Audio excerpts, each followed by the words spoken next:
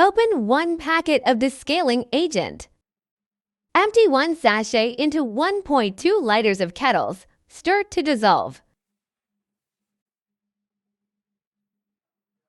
Leave to stand for 5 minutes. In standby mode, keep pressing the buttons of power on and the caps.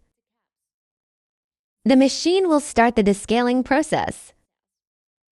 Turn it up to steam position.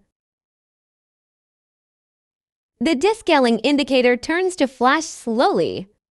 The pump starts to work. The hot water dispenses from the brewing hat and the steam tube.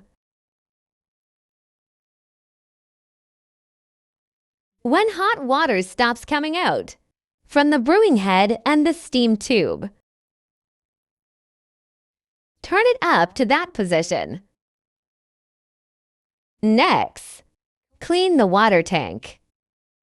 Fill the water tank with the water at least 34 ounces. Empty the containers.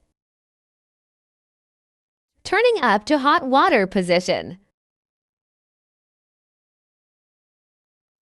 At that time, the indicator of power on and the discoloring indicator flashes.